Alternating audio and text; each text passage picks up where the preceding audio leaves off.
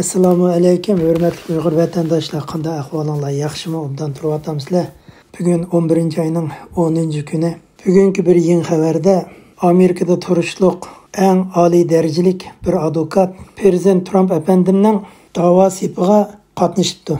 Bu oliy darajalik advokatning ismi Lin Wood bo'lib, ayni vaqtida bir 16 yoshlik aqtanlik bolaning advokatligini qilib, u bolani aqlab chiqqan. U 16 yoshli aqtanlik bola bo'lsa, o'z vaqtida bir yerlik qabila boshlig'ining achchig'ini keltirib qo'ygan ham noroziligiga uchrab ketgan. Shu vaqtda Amerikadagi butun medialar bu bolani qaralab jinoyatchiga aylantirib etgan. Shu vaqtida Linwood degan bu oliy darajalik advokat bu bolani qonuniy yo'l bo'yicha aqlab chiqib, hatto bu bolani qaralagan Amerikadagi kuchli medialarmo noma'qul bo'lgan ham ko'p to'lam to'lagan. Advokat Linwood efendim endi bo'lsa Prezident Trumpning sepiga qatnashib, Prezident Trumpga yordamlashib turib, saylam jarayonidagi nohaqchilik va qonunsiz ishlar to'g'risida advokatlik xizmatini boshlab etar ekan. Prezident Trump efendim, advokat Linwood efendim adliya qonuni tartibi bo'yicha qonunga arz qilish xizmat tartibini boshlab etdi. Bu menga qilgan intayin cho'ng yordam bo'ldi. Bu yordam xuddi yo'lvosga qanot chiqqandek bo'ldi debdi. Advokat Linwood efendi deydikanki, hozir bo'lsa Amerika davlatida asosiy qonun krizisi yuz berdi. Agar biz haq-nahaqni oydinlashtirmasak, Amerikaning asosiy qonunini xohlagancha deb sanda qilsak, asosiy qonun kepilligidagi erkinlikdan ayrilib qolamiz debdi.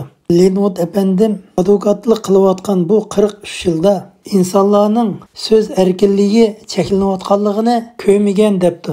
Agar Amerikada insonlarning so'z erkinlik huquqi cheklansa, uning keyindan yana nimalar cheklandi? Hatto chirkovlarga berishmi cheklansa, u chaqda bizning nima huquqimiz qoladi? Ya'ni kelib o'zini tuzitadigan birinchi qadamdagi huquqini cheklasa, ikkinchi qadamda xatolikni tuzitadigan huquqingizni to'sib etadi degan gap. Bundan kim bo'lsa, sening qonuniy huquqingni tatib oladi degan gap. Sening so'z erkinliging va hukmronlik qilish qatlamlaringni butunlay cheklab, oxirida seni turmaga olib tashlaydi. Bu chaqda o'zingni aqlatadigan advokatlarni taklif qila olmaysan, butun qonunli huquqlaringdan mahrum bo'lasan. Mana bu hozirgi asos qonun krizisi debdi. Linwood efendim yana so'zida, agar sen bu qitimqi voqeada suiqasdchilik yo'q deb tushunsang, bu chaqda sen Harris hukumatining hukmronligidagi erkinliging cheklangan sharoit ostida yashaysan debdi. Ya'ni kelib amaliyotda Harris hukumatining deganidekmi bo'lmay qoladi. Bu deganim haqiqiy deganni amallashtiradigan odamlar bo'lsa, boyliqda chekidan oshgan, yer sharlashish bir qism odamlarning gap bo'lib qoladi. Ularning ko'pinchisi Amerikada yashamaydi. Ular har doim chet eldagi kuchlar bilan birlashadi debdi. Deydiki, endi biz haqiqatga yuzlansak, Linwood efendimning haqiqatga yuzlansak degani nima? Prezident Trump efendim tüp negizdan zodi kimning qozini o'rvatdi?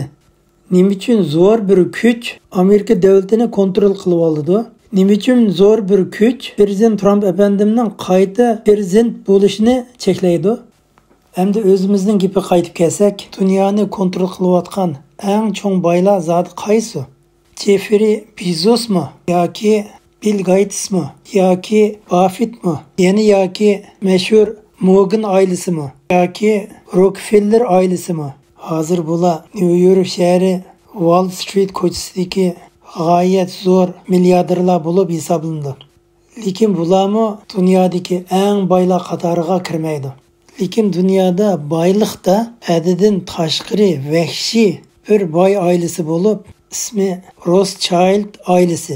Hozirga qadar hech kim bu Rothschild oilasining qanchalik mablag'i borligini hech kim bilmaydi ekan. Ba'zi bir mutaxassislarning faraz qilishicha, bu Rothschild oilasining umumiy mablag'i 50 trillion dollardan eshib ketar ekan. Bunda aytganda, hozirgi boyliqda nomi chiqqan 900 Bill Gates bilan tengkan.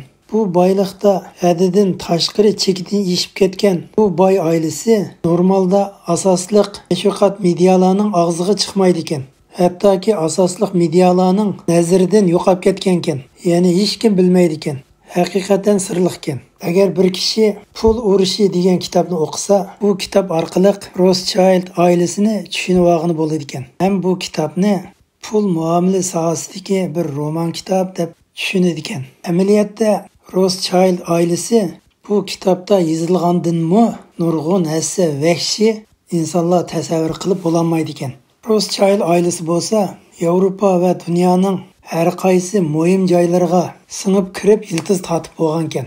Bu ailening iqtisodiy asosi allburun tishilib bo'lganiga 200 yildan eshib ketibdi. Bu ailening mavjud bo'lgan vaqti 19-asrning boshlarida bo'lib, bu ailening iqtisodiy asosini tishlagan Mayer Rothschild bo'lib, u 5 bolasi bilan Angliyaning London shahrida, Fransiyaning Paris shahrida, Avstriyaning Vina shahrida, Germaniyaning Frankfurt shahrida, İtaliyaning Napoli shahrida qatorliq Yevropadagi mashhur shaharlarda banka ichib, hozirgi Misrning Shveys kanalini Angliyaliklarga pul berib turib, oshqozgan ekan. Hindistonning %80% temir yo'llarini mushu oila yasab chiqqan ekan. Malayziyadagi Malakka bo'g'zini mushu oila yasatqizgan ekan. Bundan boshqa Mercedes shirkati, bilyard soda shirkati va shuningga o'xshash mashhur dongli shirkatlarga mablag' ajratib mangdugan ekan. Bunda aytganda, dunyoning hamma yerida bularning mablag' solgan shirkatlari bor ekan. Bu oila 19-asrda urush tijorati ilib borgan ekan. Bunda aytganda, ikki davlat bir-biridan urush qilsa, har ikki davlatga mablag' solgan ekan. Natijada intayin zo'r foyda qozongan ekan. Angliya va Fransiya davlatlariga mablag' silib, Avstriyadagi Vina sistemlarini kontrol qilib olib, Italiya va Germaniyadagi davlatlarni iqtisodiy jihatda kontrol qilib olgan ekan. Yuqorida biz deb o'tgan ishlar texnik kichik bo'lib, texmi vahshiy bo'g'ini Amerika Federatsiya Markaziy bankasini bu oilaning kontroligida ekan. Amerika Federatsiya Markaziy bankasi Amerika davlatining markaziy bankasi bo'lib, pul besib chiqarish va pul kontrolligini mushu banka ijro qildi ekan. Aslida Amerikaning birinchi bankasi bilan ikkinchi bankasi Amerika davlat parlamentining kontrolligida bo'lib, bu bankning umumiy mablag'ining 80%ni shaxsiyning bo'lib, 20%ni hukumatniki ekan. Lekin 1913-yili Amerika parlamentida bir qonun ma'qullab, ya'ni Amerika Federatsiya pul zapsi qonuni ma'qullanib ekan. Shuning bilan Amerika Federatsiya Markaziy bankasi Washingtonda qurilib, bu Markaziy bankining yana 6 tarmoq bankalari qurilgan ekan. Shu chaqda hukumat Markaziy bankining boshliqlarini nomzod qilib ko'rsatib beradi ekan. Lekin hukumatga tava bo'lgan %20% pul huquqini kontrol qilolmaydi ekan. Shuningdan boshlab Amerika Federatsiya Markaziy bankasi shaxsiyning bankasiga aylanib ketgan ekan. Hozirmi Amerikadagi nurg'un cho'ng banklarning umumiy mablag'ining 40%ni kontrol qiladi ekan. Amerika parlamenti Amerika Markaziy bankasi ustidan nazorat ilib bora oladi ekan. Lekin Amerika Markaziy bankasi o'z oldiga qaror chiqara oladi ekan. Chiqargan qarorlarni Amerika parlamenti va Amerika hukumatining ma'qulligini olmaydi ekan. Amerika davlatida mundaq bir so'zlar bor ekan. Amerikadagi Demokratchilar partiyasi bo'lsa, Amerikadagi Morgan oilasiga tava bo'ladi ekan.